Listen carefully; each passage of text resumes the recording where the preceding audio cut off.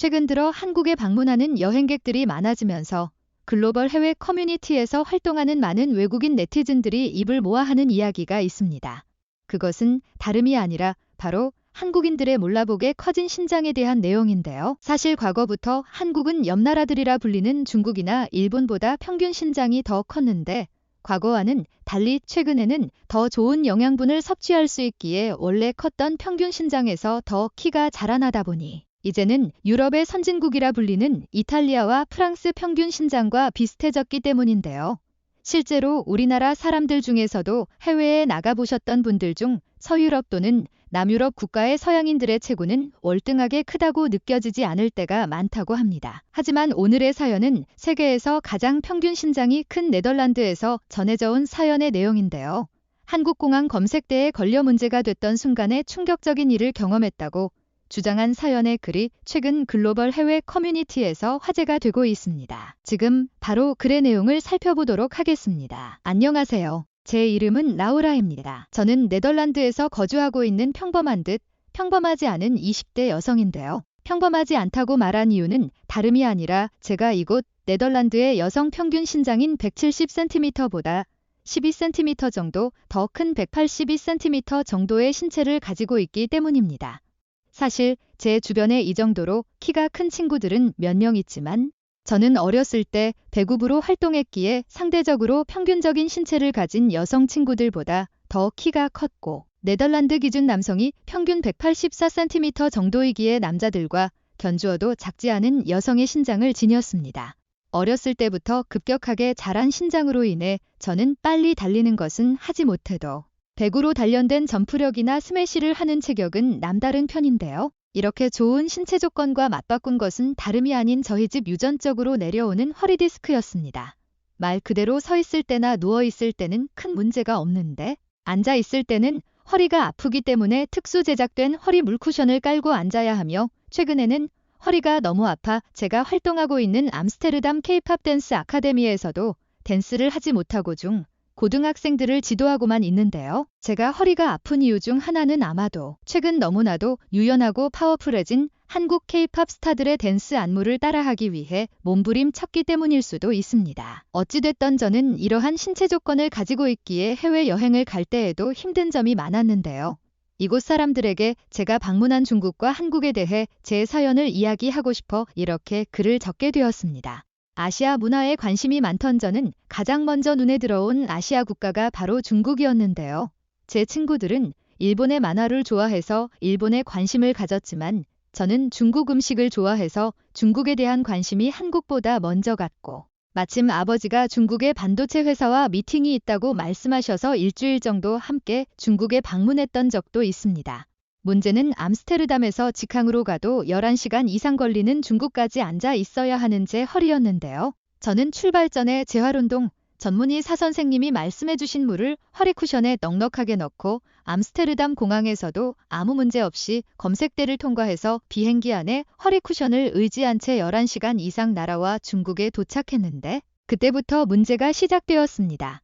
바로 검색대를 통과하기 위해 잠시 벗어놓은 제 허리 쿠션에 대해 중국 검색대 직원들이 고래고래 소리를 지르면서 저에게 화를 냈기 때문인데요. 저는 너무나도 황당했고 제 앞에 있던 이탈리아 가족들은 아이의 기다란 장난감을 빼앗아 쓰레기통에 던지더니 이번에는 저의 재활치료 목적으로 사용하는 허리 쿠션에 물이 들어있다는 이유로 쓰레기통에 던져버리며 제 몸을 더듬거리며 추가적인 검색을 했기 때문입니다. 저는 이건 기준에 어긋나지 않은 소량의 물이 있는 것뿐. 이게 없으면 저는 허리가 아파서 비행기를 탈 수 없습니다. 정말 물 때문이라면 당장 옆에 화장실에 가서 물을 빼오겠습니다라고 말했는데 이미 이 물건 자체는 중국에 가지고 들어올 수 없다는 황당한 말만 늘어놓고 무엇보다 공항 직원들의 영어 소통 능력이 너무나도 수준 낮아서 저는 네덜란드 돌아가면 아빠가 사줄게라고 말한 아버지 말을 듣고 수준 낮은 중국에서의 일주일 여행을 하고 돌아왔는데요. 지금 생각해보면 정말 어처구니 없는 일이라고 생각했습니다. 그렇게 이번 겨울에는 중국보다 훨씬 더 멀리 있고 최근에는 유럽 한복판에 일어나고 있는 일 때문에 평소 12시간 30분 비행을 넘어선 14시간에 달하는 비행시간이 걸리는 한국을 방문하게 되었는데요. 다름이 아니라 암스테르담에서 케이팝 댄서로 활동하는 친구들이 함께 돈을 모아 한국 여행을 다녀오자고 말해주었고, 의외로 한국의 겨울은 여행 가격이 매우 저렴했기 때문입니다.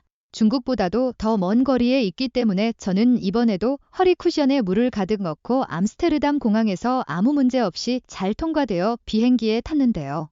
저는 속으로 한국 인천국제공항에서 검색대에 걸리기 이전에 무조건 물을 빼고 가방에 넣어가야지라고 다짐하며 이번에는 쿠션 하나에 300유로나 하는 재활 쿠션을 한국공항에서도 뺏기지 않기 위해 준비를 했습니다. 그렇게 착륙 이전 창문을 열고 벨트를 매달라는 승무원 말에 창문을 열었더니 한국의 아름다운 바다와 자연이 눈에 보이기 시작했고 곳곳에는 눈으로 뒤덮인 지역도 찾아볼 수 있었는데요.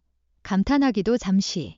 비행기가 착륙하고 공항에 도착하자마자 한국인들은 동시다발적으로 우르르 일어나 일사불란하게 짐을 매우 빠른 속도로 내렸고 비즈니스석 위주로 먼저 내리기 때문에 한국인들은 짐을 내리고 줄을 서는 믿기 힘든 모습을 보여줬는데요. 이런 혼란한 상황이다 보니 저는 쿠션에 물을 빼는 걸 까먹은 채 허리에 달고 나갔고 한국 여권과 외국인 여권 소유자를 나누는 입국 심사장을 거쳐 아무 문제 없이 통과할 수 있었습니다. 지금 생각해보면 네덜란드에서도 문제가 없던 물쿠션을 중국은 출국도 아닌 입국할 때부터 검사해서 빼앗아 갔다는 게 정말 당황스러운 일이었다고 생각되는데요. 하지만 저는 한국 여행을 끝마친 후 다시 네덜란드로 돌아갈 때 한국 검색대 직원을 통해 그 진실을 알게 되었습니다. 일주일의 여행을 끝마치고 저는 다시 네덜란드로 돌아가는 비행기를 타기 위해 한국 인천국제공항에서 체크인을 끝내고 입국 심사를 하기 위해 검색대에 갔는데요. 물이 가득한 쿠션을 보고 네덜란드와는 달리 한국 검색대 직원은 저를 불러 이야기를 했습니다. 이게 뭔지 말씀해 주시죠라고 말했는데 저는 이건 제가 암스테르담 병원에 위치한 재활센터에서 받은 물 허리 쿠션입니다. 장시간 비행을 위해 저에게 꼭 필요한 물건이에요 라고 말했더니 하지만 이 안에는 물로 간주되는 액체가 들어있고 물은 기내로 반입이 불가능합니다. 이론적으로는 이곳에서 바로 폐기되도록 버려야 하지만 여행자분 입장에서 꼭 필요한 물건 같으니 물을 빼고 오시면 통과시켜드리도록 하겠습니다 라고 친절하게 안내해 주셨는데 암스테르담에서 문제없이 통과된 것은 어디까지나 병원에서 책임을 져줄 수 있는 재활도구였기 때문이었고 유럽의 검색대의 기준이 중국이나 한국보다 더 낮았기 때문이었는데요.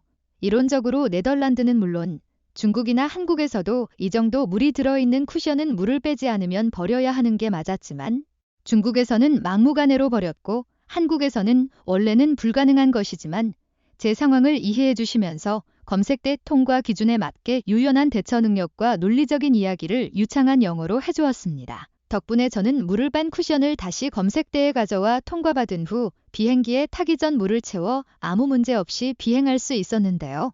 한국이 왜 선진국이다 이야기하는지에 대해 한국 여행을 통해서 충분히 느꼈지만 한국인들의 융통성과 유연한 사고방식, 깨어있는 마인드는 정말 아시아 국가들 중에서 가장 대단한 것 같습니다. 신체적인 문제로 비행기와도 같은 장거리 여행이 어려웠던 나우라 씨의 사연. 여러분들은 어떻게 생각하시나요?